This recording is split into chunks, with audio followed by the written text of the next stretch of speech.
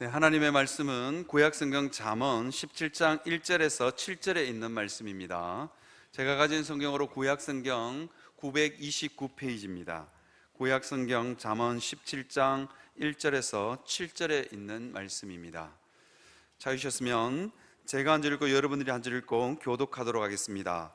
마른 떡 한 조각만 있고도 화목하는 것이 제육이 집에 가득하고도 다투는 것보다 나으니라.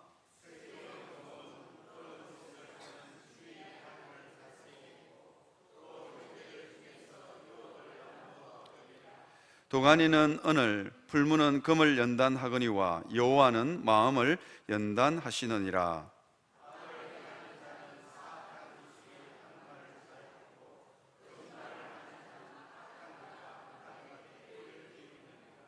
가난한 자를 조롱하는 자는 그를 지으신 주를 멸시하는 자요, 사람의 재앙을 기뻐하는 자는 형벌을 면하지 못할 자니라.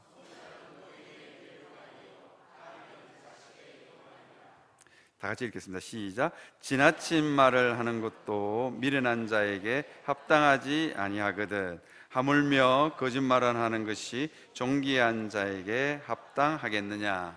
아멘. 성도의 삶을 무엇에 비유할 수 있을까? 여러 가지로 비유할 수 있습니다. 그런데 오늘 본문 3절을 보시면 도가니는 은을, 풀무는 금을 연단하거니와 여호와는 마음을 연단하시느니라, 그렇게 되어 있습니다. 성도의 삶 전체를 연단이라고 이렇게 할 수 있습니다. 하나님이 끊임없이 우리를 연단해 가시는 것. 제가 오늘 이 본문을 읽으면 본문을 7절까지 읽었는데요. 제가 설교 제목을 삶을 연단하라 그렇게 달았는데요. 사실은 이게 설교를 막 준비하던 거 다음 주에 한 번 더 해야 됩니다. 그래서 사실은 오늘 설교 제목이 마음을 연단하라 라고 붙였으면 어땠을까? 아니면 말을 연단하라, 언어 생활을 연단하라, 그렇게 두 가지로 설교를 준비하다가 내용이 너무 많아져 가지고 그냥 오늘은 마음을 연단하라에 초점을 맞추려고 합니다.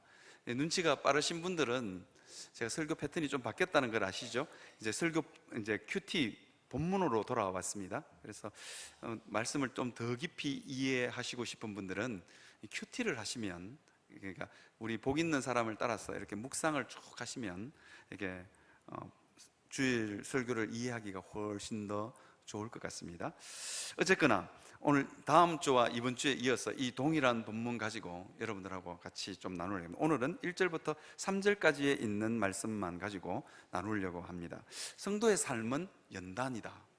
우리는 예수님을 믿고 천국에 들어가기 직전까지 주님은 끊임없이 우리를 연단해 가십니다. 이게 이제요, 이런 금광석이나 은광석을 여러분 보셨는지 모르겠어요. 저는 한번 봤습니다. 포항제철 견학가서. 근데 이게 일반 돌덩어리랑 똑같아요.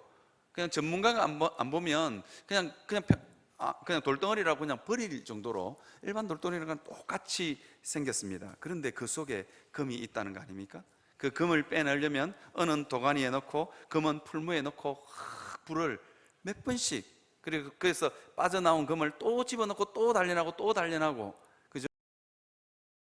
계속해서 연단해 갑니다. 연단의 횟수가 많으면 많을수록 99.9%의 순금이 아니면 순은이 거기서 나오게 되는 거죠. 우리의 인생이 그런 겁니다. 하나님이 우리를 구원하셨을 때, 우리가 꽤 괜찮은 수준에 있을 때 우리를 구원하신 게 아닙니다. 로마서 말씀에 보면 하나님께서 우리를 구원하신 때가 언제냐? 우리가 아직 죄인 되었을 때에 우리를 구원하셨습니다. 그래서 우리 삶 가운데 여전히 상처도 있고 허물도 있고 우리 삶의 어떤 모습 가운데는 아주 못된 구석도 있습니다. 그러함에도 불구하고 하나님은 우리 삶에 이 불순물이 섞여 있다고 우리를 버리시는 분이 아닙니다. 금이 섞인 금광석을 버리는 사람 보셨습니까? 잘 없지요. 제가 오늘 이게 예를 하나 들어드리려고, 이게 5만 원짜리입니다. 5만 원짜리. 이게 5만 원짜리인데요. 제가 손주들 주는 용돈 줄 5만 원짜리인데요. 똑바로 들어요. 5만 원짜리는 똑바로 들어요. 5만 원짜리를 제가 탁 들고 왔는데, 제가 오늘 이거를 한번 구기고 찢으려고 하니까 혹시 유튜브 보고 저를 집회 훼손범으로 잡아갈까 싶어서 그래서 제가 요걸 안 찍겠습니다. 안 찍고 여러분 한번 보십시오. 제가 다른 걸 하나 준비해 왔어요. 요거 5만 원짜리라 칩시다. 요거 제가 요렇게 딱 구겼습니다. 진짜 요거 딱 구겼는데 구겨가지고 요거 딱 요렇게 버리면 요거 안 주워 가실 분 있습니까? 성가대에 안 주워 가실 분 있습니까? 예, 다 주워 가시겠죠. 그죠? 그 다음에요. 이게 이제 한번 찢어봅시다. 이게 우리 인생하고 너무 닮지 않았습니까? 구겨지고 찢어지는 게 우리 인생이잖아요. 너무 많이 찢으면 나중에 청소하시는 분이 힘들 것 같아서. 이게 딱 찢어가지고 제가 이걸 이렇게 딱 던졌어요. 그죠? 그래가 이거 늦어버리니.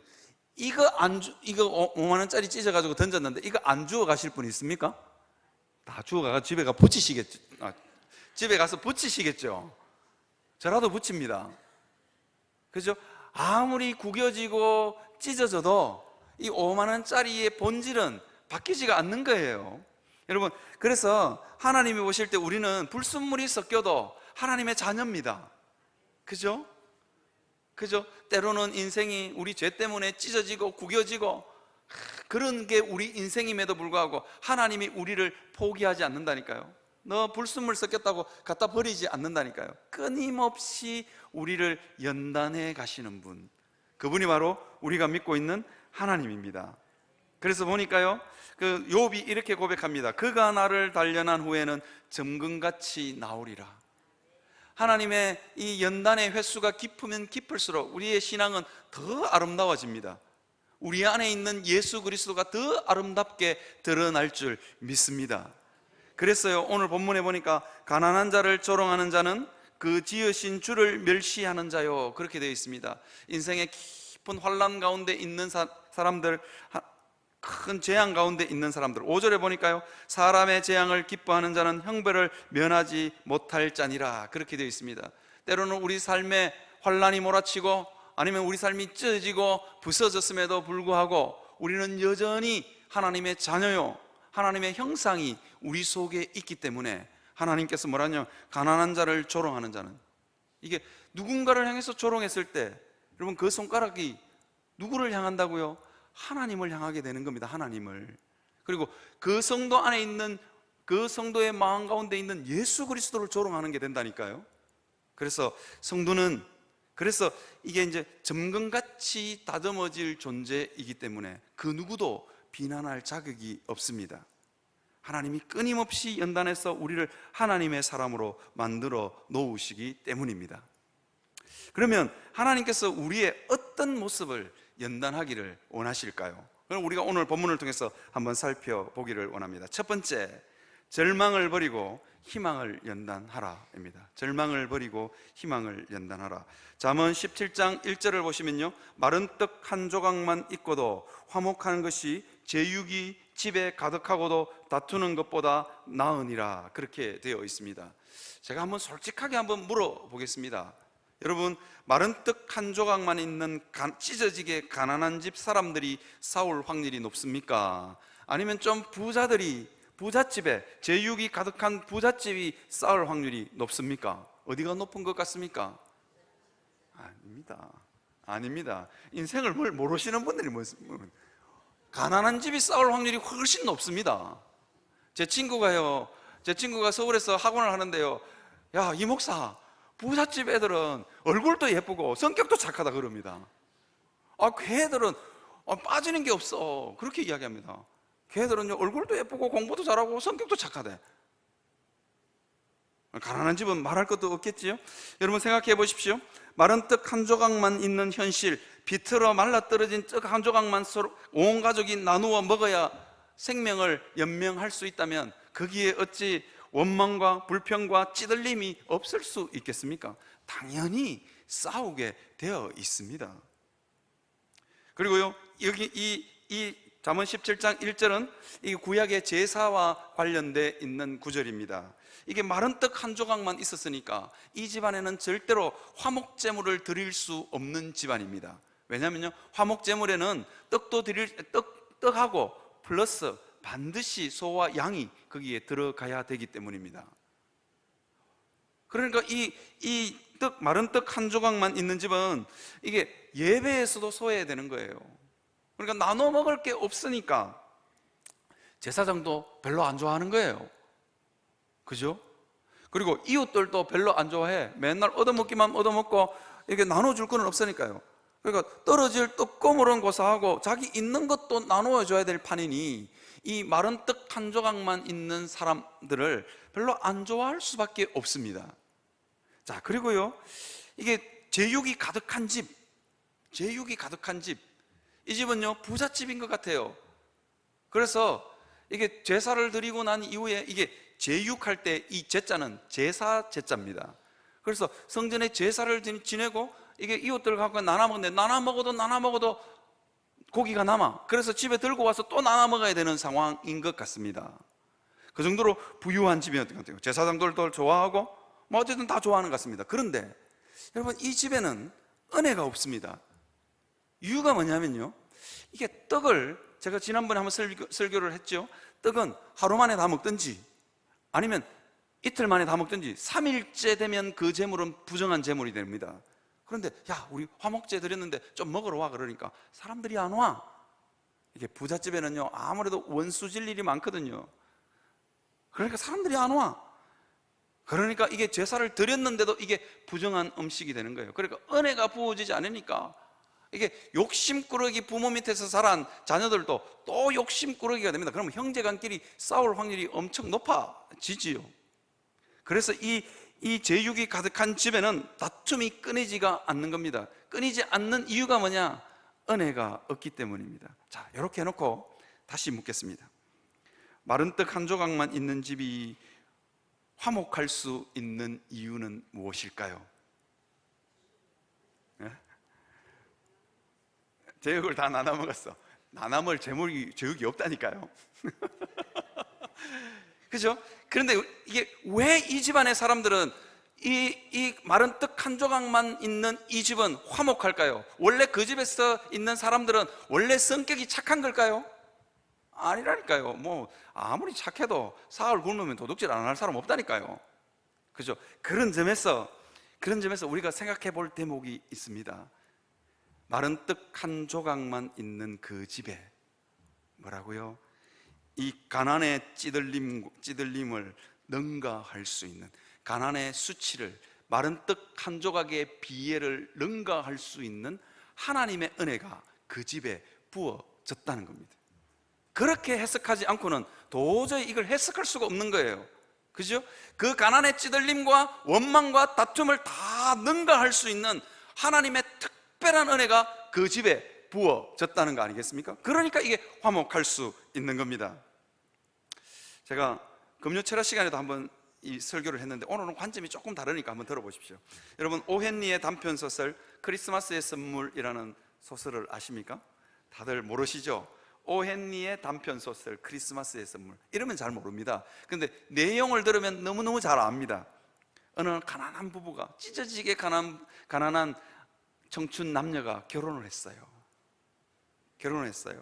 그런데 아무리 벌어도 이 가난을 해결할 수가 없는 거예요. 그런데 남편 짐에게는 할아버지로부터 물려받은 최고급 시계가 있어요. 그런데 시계줄이 없어. 그래서 차고 다닐 수가 없는 거예요. 그리고 아내 델라는요 정말 아름다운 금발머리를 가지고 있습니다. 그런데 그 금발머리를 이렇게 정리정돈할 수 있는 핀이 없는 거예요. 핀. 그래서 크리스마스는 점점 다가오고 아내와 남편이 서로에게 선물을 사주려고 뭘 선물해 줄까 고민합니다. 그런데 뭐 사줄 거는 분명해. 아내에게는 최고급 핀이 필요하고 남편에게는 최고급 시계줄이 필요한 거예요. 그런데 아무리 찾아봐도 그걸 서로가 사줄 수 있는 돈이 없어. 그러니까 남편은 시계를 팔아서 최고급 머리핀을 사고, 아내는요 자기 머리를 잘라서 아마 그 가발 공장에다가 판 것 같아요. 그 아름다운 금발머리를 다 남편을 위해서 잘라서 그걸 팔아서 최고급 시계줄을 샀습니다. 크리스마스 이브가 되어서 서로 선물을 교환합니다. 선물을 교환하다가 두 부부가 서로의 선물을 보는 순간 웁니다.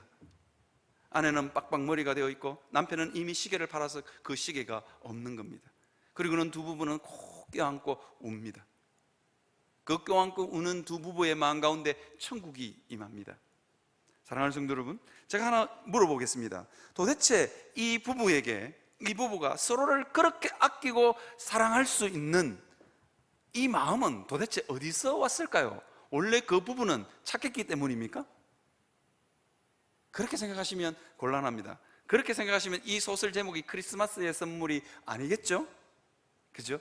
그 아내를 정말로 아끼고 사랑할 수 있는 그 마음, 그게 어디서 왔을까요? 바로 예수 그리스도로부터 온 겁니다. 예수님이 정말로 그 사랑하는 마음을 그 아내의 마음 가운데, 남편의 마음 가운데 부어주니까 그렇게 사랑할 수 있는 겁니다. 여러분, 세상살이에 찌들리고 환난과 비애가 겹치면 인생은 다 나만을 위해서 살고 싶은 게 인생입니다. 나만 위로받고 나만 사랑받고 싶은 것이 인지상정입니다. 그런데 이 인지상정을 능가하는 힘이 어디서 오느냐? 나만 사랑받고 나만 위로받고 싶고, 그죠? 나만을 위해서 움켜쥐고 싶은 것이 인생인데, 이게 특별히 이기적이라서 그런 거 아닙니다. 특별히 못돼서 그런 거 아닙니다. 인생들이 다 그렇습니다. 그런데 이 인지상정을 능가하는 힘이 어디서 올까요? 바로 예수 그리스도로부터 오는 것입니다. 그래서 그 특별한 은혜가 부어졌기 때문에 마른 떡 한 조각만 있는 집에 화목이 임하는 것입니다. 그래서 더 이상 우리의 삶 가운데 마른 떡 한 조각만 있는 삶은 우리 삶에 더 이상 저주가 아닙니다. 그것은 은혜의 통로입니다. 아멘 안 하시네요. 인생을 많이 살아보셨으니까 목사님 그래도 뭐니 해도 뭐니가 최고다, 뭐 이런 표정으로 앉아 계시는데, 여러분 절대로 안 그렇습니다. 여러분, 마른 떡 한 조각만 있어도, 마른 떡 한 조각, 그것은 더 이상 저주가 아니고 하나님의 특별한 은혜를 받을 수 있는 통로가 되는 것입니다. 여러분, 누구에게는 이 다 마른 떡 한 조각의 비애가 있는 건 모두에게 다 똑같습니다. 부잣집이든 가난한 집이든 마른 떡 한 조각의 비애는 누구에게나 있다고요. 제가 그랬죠. 이 땅에 명문가는 없다고요. 이거 확실합니다. 제가 이 땅에 명문가는 없습니다. 모두 인생, 이 땅을 살아가는, 죄를 짓고 살아가는 모든 인생 가운데 마른 떡 한 조각의 비애가 다 있다니까요. 저 권사 집은 편안할 것 같죠? 뜯어다 보면 다 마른 떡 한 조각의 비애가 있다니까요. 집은 대골 같지만 자식들이 애 먹이는 집이 있고요. 자식들은 너무 잘 풀렸지만 자기는 너무너무 힘든 집도 있고요. 다 인생에 마른 떡 한 조각의 비애를 마음속에 넣고 살아가는 게 정상입니다. 뜯어보면 다 있다니까요. 없는 집이 어디 있어요? 없는 집 한번 나와보라고 그랬어요. 내가 신방 한번 하게. 없다니까요. 그런데 여러분, 이 마른 떡 한 조각의 비애가 누구에게는 고생길이고 누구에게는 하나님의 은혜의 통로가 됩니다. 그런데 이게 누구에게는 고생과 은혜의 통로가 되는 은혜의 통로를 가르는 중요한 기준이 하나 있습니다. 뭘까요? 마른 떡 한 조각의 비애를 들고 하나님 앞에 나아갔느냐 나아가지 않았느냐입니다. 하나님 붙들고 그 고통과 환란의 세월을, 그 인생의 파고를 넘었느냐 넘지 않았느냐에 따라서 누군가에게는 고생길이고 누군가에게는 은혜의 길이 열리는 것입니다. 제가 사실은요, 이 고생 앞에다가 개자를 붙이고 싶었는데 미국에 갑자기 간 제 제자가 와가지고, 목사님, 제가 매주 목사님 설교 듣고 있는데 좀 담임 목사님도 되는데 좀 품격을 좀 갖추시라고. 그래가지고 제가 개자를 뺐습니다. 개자를. 그래서 목사님 진짜 매주 듣고 있는데 진짜 좀 담임 목사도 됐는데 좀 품격을 좀 갖추시라고 했어요. 제가 개자를 뺐는데 누구에게는 정말 고생길이고요, 누구에게는 은혜의 통로가 될 수 있습니다. 여러분, 그 은혜의 통로를 가르는 중요한 기준이 뭐냐? 하나님 붙들고 매달렸냐 매달리지 않았느냐입니다. 이 성경의 대표적인 사람이 누구냐면요, 이겁니다. 여러분 잘 아시죠? 야베스라는 사람. 야베스는 그 형제보다 존귀한 자라. 그 어미가 이름하여 야베스라 이름하였으니 그는 내가 수고로이 낳았다 함이라. 이 야베스는요, 태어날 때보다 장애를 안고 태어났는지 무슨 이유 때문인지 그 어머니가 비통, 이 야베스 이름의 뜻이 비통이거든요. 비통, 스라림 이렇게 이름을 지었어요. 어머니가 모질기도 모질지 어째 이름을 이래 지어가지고 생각해 보십시오. 어머니가 야 비통아 이렇게 부르면 이 아이가 어떨 것 같습니까? 내 인생은 비통이야. 내 인생은 이 원통하고 비통한 걸로 끝나는 거예요. 여러분 이 야베스의 엄마 모진 엄마입니다. 모진 엄마. 아마 용원함 교회는 그런 엄마 없을 거예요. 아니 여러분들 중에, 여러분 자녀들 중에 비통이라고 이런 지은 사람이 있으면 나와보라 그랬어요. 나와보라고. 없지요. 그런데 이 야베스 엄마는 탁 낳고 얼마나 자기가 아무리 애 놓다가 힘들어도 그렇지 어째 아들 이름을 비통 스라림이라 지어가지고 비통아 스라림이라 부르니까 이 야베스가 어렸을 때부터 내 인생은 비통으로 끝날 인생이다. 그렇게 살고 있는 야베스가 어느 날 갑자기 안 되겠다 이거. 그래서 야베스가 어떻게 하는 줄 아시죠? 10절 야베스, 제가 또 읽어드릴게요. 야베스가 이스라엘 하나님께 아뢰어 가로되 원컨대 주께서 내게 복에 복을 더하사 나의 지경을 넓히시고 주의 손으로 나를 도우사 나로 환난을 벗어나 근심이 없게 하옵소서 하였더니 하나님이 그가 구하는 것을 허락하셨더라. 아멘 아닙니까? 핵심은 어디입니까? 야베스가 비통 스라림으로 살 수밖에 없는 인생, 모두 다 떡 한 조각의 비애를 넘을 수 없는 인생임에도 불구하고 어떻게 한다고요? 야베스가 이스라엘 하나님께 아뢰어 이르되, 그러니까 하나님 내게 복에 복을 더하시고 내 지경을 넓히시고 내 손으로 주의 손으로 나를 도우사 환난이 없게 하소서 그렇게 기도하였더니 하나님이 그가 구하는 것을 허락하셨더라. 여러분, 여러분들의 삶 가운데 있는 마른 떡 한 조각의 비애를 여러분 하나님의 은혜로, 그 마른 떡 한 조각의 절망과 비애를 하나님의 은혜로 희망으로 바꿀 수 있는 여러분들이 되시기를 주의 이름으로 축원합니다. 여러분, 하나님이 살아계심에 마른 떡 한 조각은 더 이상 우리 삶 가운데 저주가 아니라니까요. 믿으시기 바랍니다. 그래서 그 하나님 붙들고 끝까지 하나님 앞에 한번 매달려 보시기를 주의 이름으로 축원합니다. 마른 떡 한 조각 같은 자녀들 바라보시면서, 여기 나이 드신 분들이 많았어. 제가 살 만큼 살았는데요 이러지 마시고, 살 만큼 살았는데 그러지 마시고, 진짜로 여러분들이 하나님 앞에 한번 매달려서 여러분 자녀들에게 은혜의 통로가 열리시기를 바랍니다. 복의 문이 열리시기를 바랍니다. 그렇게 기도할 수 있는 우리 어르신들 되시기를 주님의 이름으로 축원합니다. 잠언 17장 2절을 보면요, 잠언 17장 2절을 보면 뭐라고 이야기하냐면 슬기로운 종은 부끄러운 짓을 하는 주인의 아들을 다스리겠고 또 형제들 중에 유업을 나누어 얻으리라, 그렇게 되어 있습니다. 이게요, 우리가 한번 생각해 볼 대목 아닙니까? 종이라고 이야기하고 있습니다. 이 당시 고대 사회의 종은 기구한 삶을 살았던 사람들입니다. 이게 종이 어떻게 되느냐? 빚지고 팔렸든지 먹을 것이 없어서 스스로 종됐든지 아니면 전쟁 포로로 잡혀갔든지 아니면요 요셉처럼 형들이 자기를 팔아가 인신매매를 당해서 종이 되었든지 어쨌든 기구한 인생입니다. 근데 이 기구한 인생은 끝날 줄을 모릅니다. 다행히 이스라엘에 태어났으면 희년이 다가오면 50년이 지나면 이 종에서 해방되기 때문에 그래도 희망이라도 있지만 그래도요 인생이 50년 동안 종살이를 한다고 생각해 보십시오. 얼마나 비참하겠어요. 다행히 종이 된 지가 한 45년쯤 돼서 종 됐으면 5년만 종살이 하면 끝나지만 그래도요 자기 인생에 5년이든 3년이든 1년이든 종이 되었다는 그 자체는 그 사람에게 큰 수치심이고 충격입니다. 그죠? 종이 되고 나서 풀려났어도 그 사람의 인생이 회복될 수 있을까? 여러 가지 생각들을 해봅니다. 기구한 삶을 살 수밖에 없는 그 사람이지요. 그런데 그 종에게 하나님이 무엇을 부었다고요? 슬기로움을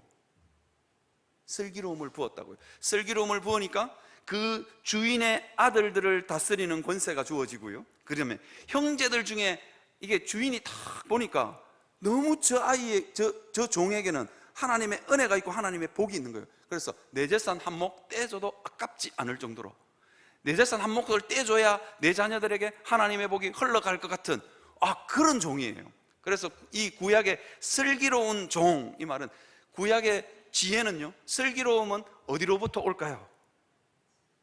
어디로부터 올까요?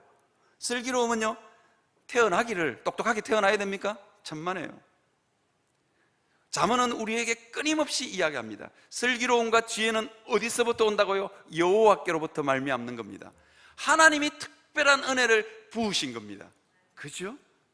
어느 정도로요? 어느 정도로 부었냐면 감당할 수 없을 정도로. 여러분, 종이 주인의 아들을 다스릴 정도 되려면 어느 정도 되냐면, 어느 정도로 되냐면 탁월할 정도로, 누가 봐도 자 뒤에는 하나님이 있다 할 정도로 은혜를 부어야 되는 겁니다. 그죠? 지혜를 부어야 되는 거예요.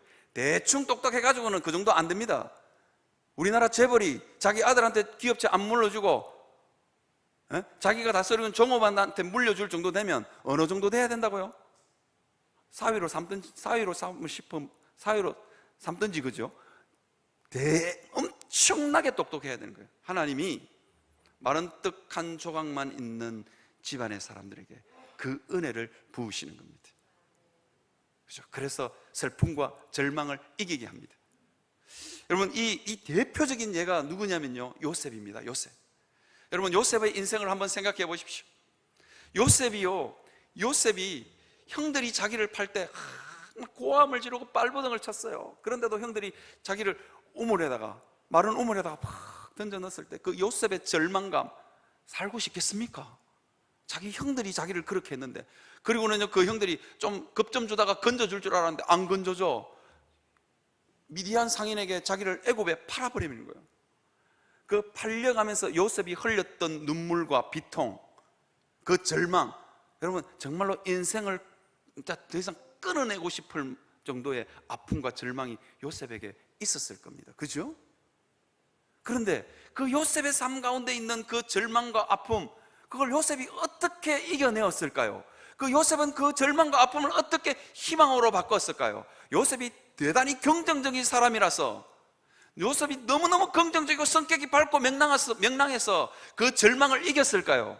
그럴 수 있는 사람 별로 없습니다. 그 정도는 정말 가슴에 정말 엄청난 뭔 말하는지 알겠죠? 뭔 말하는지 알겠죠? 진짜 그거는요, 죽도록 잊지 못하는 아픔이에요. 자다가도 벌떡 일어날 아픔이에요. 자다가도 막 벌떡 일어났어, 막 그때 그 아픔과 분노로 치를 뜨는 아픔이에요. 인생의 소망도 희망도 다 끊어지는 아픔입니다. 그런데 요셉이 그 절망을 어떻게 희망으로 바꾸었을까요? 요셉 때문이 아닙니다. 성경은 끊임없이 뭐라고 이야기하는 줄 아세요? 여호와께서 요셉과 함께 하심으로. 그죠? 여호와께서 요셉과 함께 하심으로 요셉은 그 모든 파고를 넘을 수 있었어요. 형들에게 팔려가는 것도 너무 비통하고 원통한데, 그래서 보디발의 집에 팔려갔어요. 그래서 보디발이 딱 보니까 창세기 39장 3절 보니까 그 주인이 여호와께서 그와 함께 하심을 보며 또 여호와께서 그의 범사에 형통하게 하심을 보았더라. 이방 사람의 눈에도, 애굽 사람의 눈에도 요셉의 뒤에 있는 하나님이 보인 거예요. 그러니까 그 집에 집사로 삼습니다. 최고 높은 종으로 삼아줍니다. 그리고 자기의 모든 재산, 자기 아내 빼고는 다 맡깁니다. 얼마나 신뢰했으면. 그죠? 슬기로운 종은 부끄러운 짓을 하는 주인의 아들을 다스리겠고, 맞지요? 슬기로운 종은 부끄러운 짓을 하는 아들, 그 집에 보디발이 아들이 없었겠습니까? 아들이 있는데도 요셉을 최고 높은 자리에, 그리고 형제들 중에 유업을 나눠 얻을 자로 요셉을 만들어 준 것입니다. 그런데 여기서 인생이 끝나고 해피 엔딩이 돼야 되는데, 요셉은요, 보디발의 아내 때문에 어디 갑니까? 감옥에 갑니다. 여러분, 삶의 환난도 겹치고 또 겹치면, 우연한 환난인 줄 알았는데 겹치고 또 겹치면 뭐가 될까요? 필연이 됩니다. 나는 벗어날 수 없다. 대부분의 사람들이 그렇게 생각합니다. 우연인 줄 알았던 그 불행이 또 겹친 거예요. 또 그 요셉이 감옥으로 끌려가면서 무슨 생각을 했을까요? 내 인생 끝났다. 그죠? 안 그랬겠습니까? 이거는 내 인생은 저주받은 인생이야, 뭐 이러고 끝날 인생입니다. 그런데 그 감옥 한가운데서도 요셉이 또 어떻게 되는 줄 아십니까? 성경은 뭐라고 기록하고 있을까요? 여호와께서 요셉과 함께 하심으로 간수장에게 은혜를 있게 하고, 해필이면 거기에 술 맡은 간원장, 떡 맡은 간원장을 집어넣어 버립니다. 요셉이 그 절망을 이길 수 있는 힘은 어디서 왔다고요?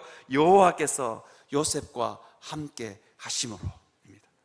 사랑하는 성도 여러분, 떡 한 조각의 비애를 넘을 수 있는 것, 그 힘이 어디서 온다고요? 하나님께로부터 옵니다. 그죠? 그래서 여러분, 다윗이 이렇게 고백하잖아요. 내가 사망의 엄침한 골짜기를 다닐지라도 해를 두려워하지 않을 것은 누가? 여호와께서 나와, 주께서 나와 함께 하심이라. 여러분, 그 고백을 할 수 있는 여러분들이 되시기를 주의 이름으로 축원합니다. 그런데요, 하나님이 이 요셉의 인생이 그 애굽의 종으로 팔려가서 끝나게 하지 않습니다. 끝나게 하지 않습니다. 어떻게 하십니까? 총리로 끌어올리시죠. 하나님은요, 요셉이 이 거칠고 힘겨운 세상, 여러분, 애굽에 팔려갔다는 것, 여러분 캐나다나 미국이나 이민 가신 분들 보면서 너무 좋아하지 마십시오. 그분들의 삶이 참 힘들고 어렵습니다. 영어 안 되지요. 그리고 백인 우월주의 같은 인종차별 있죠. 그러니까 이민 가신 분들이 대부분 다요, 허드렛 일 합니다. 허드렛 일. 청소하고요, 그 다음에 진짜 닭공장이라고 여러분 아십니까? 하루 종일 닭털 벗기고요, 그거 하루 종일 레일에 거는 일 합니다. 그리고 어떻게 세탁공장 성공하면 떵떵거리고 살지만 그 이민살이가 만만치 않습니다. 요셉의 삶도 마찬가지 아니겠습니까? 애굽에 팔려가서 말은 안 통하지요. 그 요셉이 총리가 될 수 있는 가능성은 제로입니다. 그죠? 그런데 하나님은 요셉의 삶 가운데 비장의 무기를 장착해 주셨지요. 그게 뭡니까? 꿈을 해석하는 능력입니다. 그죠? 요셉은 어렸을 때부터 하나님이 요셉의 삶 가운데 꿈을 해석할 수 있는 비장의 무기를 장착해서 마침내는 하나님이 요셉을 애굽의 총리로 끌어올리시죠. 여러분, 우리 모두 다 기도하면요, 하나님이 우리의 인생 가운데 장착해 놓은 비장의 무기가 보인다니까요. 아니면 안 보이더라도 기도하는 사람에게는 그게 우연히 나타난다니까요. 그래서 기도해야 되는 것입니다. 제가 아는 제자 이야기 하나 해줄까요? 참 이 아이 인생도 이야기하면 기구하기 짝이 없습니다. 제가 이거 다 시간 관계상 다 이야기를 못하고 금요철화 나오시면 제가 이야기해드립니다. 금요철화 나오시면 내가 이야기해드립니다. 참 이 아이도 힘들게 대학 공부를 하고 있었어요. 그래서 대학 등록금이 없었어. 엄마에게 손을 벌리려니 엄마에게 손을 벌릴 수도 없고, 아버지에게 손을 벌리려니 아버지는 자기보다 더 형편이 더 안 좋고, 그러니까 얘가 뭐 하냐면요, 방학 때마다 뭐 하냐면 알바자리를 구했는데 뭐 하냐면 텔레마케터라고, 여러분 아십니까? 고객님 뭐 이런 거 있잖아요. 고객님 뭐 인터넷 하나 가입하시죠, 이런 거 하는 거 있잖아요. 제가 이 아이가 이 아르바이트 하면서부터 그 전화 오면 제가 됐습니다 이러면서 빡 안 끊습니다. 죄송합니다 이러고 끊지. 이 아이가요, 이 아르바이트를 했는데, 아르바이트를 딱 하러 가자마자 처음 했는데, 대학교 3학년 때인가요? 여름방학인데 처음 했는데 야가 그 대리점에서 1등을 해버린 거예요. 그러니까 대리점 점장이 눈이 동그래졌어. 뭐 우연이겠지 이랬는데, 그 다음 겨울방학 때도 야 니 또 와라. 근데 또 갔는데 겨울방학에 또 1등을 해버렸어. 한 4번인가요? 연속으로 달아 1등을 해버린 거예요, 얘가. 그러니까 야는 취직하기도 전에 대기업에 취직이 돼버렸다니까요. 뭐 하는 사람 된 줄 아십니까? 대기업에 핸드폰 회사가 대기업이잖아요. 그 대기업에 텔레마케터를 교육시키는 트레이너가 된 거예요. 그래서 그냥 야는 시험도 안 치고, 그 대리점 소장이 야 이거 이상하다, 뭔가 잘한다. 그래가지고 야는 그냥 시험도 안 치고 대기업에 그냥 취직이 됐다니까요. 여러분, 하나님이 우리에게 떡 한 조각만 있는, 떡 한 조각의 비애를 안고 살아가는 우리에게 하나님이 그 비애를 넘을 수 있는 비장의 무기를 장착해 주셨다니까요. 기도하셔야 그게 보인다니까. 여러분 자녀들 삶 가운데도 하나님이 비장의 무기를 장착해 주셨음을 믿습니다. 그게 드러나도록 여러분 좀 하나님 앞에 매달려서 기도할 수 있는 여러분들이 되시기를 주의 이름으로 축원합니다. 여러분, 우리의 거친 삶의 절망과 희망을 은혜로 바꾸시는 하나님을 만나시는 여러분들이 되시기를 주님의 이름으로 축원합니다. 여러분, 우리 삶 가운데 비장의 무기를 장착해 놓으신 그 하나님의 은혜를 발견하는 여러분 되시기를 주의 이름으로 축원합니다. 그게 누구한테 보인다고요? 기도하는 사람. 야베스가 어떻게 장애인으로 태어났을 수도 있고, 야베스가 어떻게 그 형제보다 존귀한 자가 될 수 있었습니까? 야베스가 이스라엘 하나님께 아뢰어 이르되, 핵심은 여기에 있습니다. 그래서 하나님과 함께 그 인생의 수많은 파고를 넘으실 수 있는 여러분들이 되시기를 주의 이름으로 축원합니다. 두 번째 제가 제목을 참 이상하게 달았습니다. 연대를 연단하라입니다. 연대를 연단하라. 이게 뭐냐면요, 연대를 연단하라, 이 말이 참 무슨 말인지 잘 모르겠어요. 제가 한번 설명을 해드려 볼게요. 여러분, 떡 한 조각만 있는, 떡 한 조각의 비애를 안고 살아가는 사람에게 하나님이 떡 한 조각을 더 주거나 떡을 한 덩어리 주거나 이래야 되는데, 하나님이 왜 그 집에는 화목을 선물하셨을까요? 이거 한번 생각해 볼 대목 아닙니까? 그죠? 왜 하나님이, 아니 떡 한 조각으로 인해 인생에 비애가 있으면 떡을 한 덩이, 그냥 한 덩이를 그냥 통째에 안기면 되잖아요. 근데 하나님이 그렇게 하지 않았다 하는 것입니다. 그 이유가 무엇일까요? 왜 하나님은 그 집에다가 화목을 선물하셨을까요? 하나님은 이걸 너무너무 잘 아셨습니다. 제육이 풍성해도 그 인생의 비애를 넘을 수 없다는 것을 너무 잘 알았습니다. 제육이 가득한 집에는 언제나 다툼이 있었습니다. 제육이 가득한 집에도 언제나 다툼이 있고 삶의 찌들림이 있고 메마름이 있었습니다. 그것을 해결할 수 있는 유일한 통로는 뭐라고요? 화목이기 때문입니다. 재난 현장, 정말로 말도 안 나올 정도로 극심한 재난 현장에 가면 제일 먼저 필요한 것이 무엇인 줄 아십니까? 구호품입니다. 생수요, 그리고 입을 옷요, 그리고 덮을 이불요. 그런데요, 이 구호품은요, 일주일이 지나면 이 구호품보다 더 필요한 게 있습니다. 그게 뭔지 아십니까? 이 정말로 엄청난 재난 가운데 있었던 사람들에게 더 이상의 구호품과 입을 따뜻한 옷과 담요는 필요치 않습니다. 음식은 더 이상 필요치 않습니다. 정말 필요한 게 뭔지 아십니까? 함께 울어주는 사람. 함께 울어주는 사람. 이게 재앙의 큰 고통, 큰 상처를 극복할 수 있는 양약이 뭔지 아십니까? 그거는요, 돈도 아니고 구호품도 아니고 아니라니까요. 뭐냐면 함께 울어주는 사람들 때문에 그 인생의 깊은 골짜기를 넘어갈 수 있는 것입니다. 그래서 하나님께서 화목을 선물로 주시는 것입니다. 그래서 화목을 선물로 주시는 것입니다. 여러분, 제가 이야기했죠. 크리스마스 선물에 짐과 델라, 그 가난한, 찢어지게 가난한 부부는 어떻게 그 파고를 넘었을까요? 어떻게 파고를 넘었습니까? 하나님이 주시는 그 은혜, 서로가 서로를 아끼고 사랑하는 그 마음을 확인할 때 그 찢어지는 가난도 그냥 넘을 수 있었던 것입니다. 사랑하는 성도 여러분, 우리에게 정말 필요한 것이 뭐냐? 화목이라고 하는 것입니다.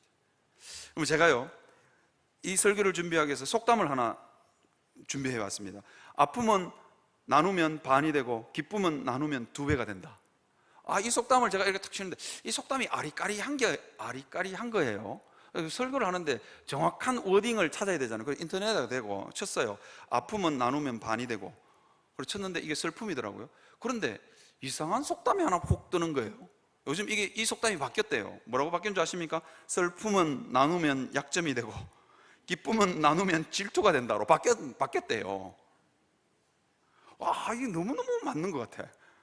슬픔은 나누면 약점이 되고 기쁨은 나누면 질투가 되는 세상을 우리는 한가운데, 그 세상 한가운데를 우리는 살아가고 있습니다. 그래서 우리는 꼭꼭 나를 감춰야 됩니다.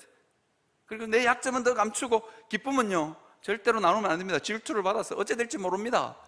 이게 우리가 살고 있는 세상입니다. 거칠 대로 거칠고 거칠 대로 거친 세상입니다. 그런데 하나님은요, 우리에게 그렇게 말씀하지 않았습니다. 더 이기기 위해서 경쟁하는 그 사회는요, 고통이 있습니다. 고통이 있다니까요. 미국이요, 저렇게 부유해도요, 미국이 교통사고 나서 죽는 숫자보다 총 맞아서 죽는 숫자가 더 많다잖아요. 총 맞아가지고 죽는 숫자가 더 많대요.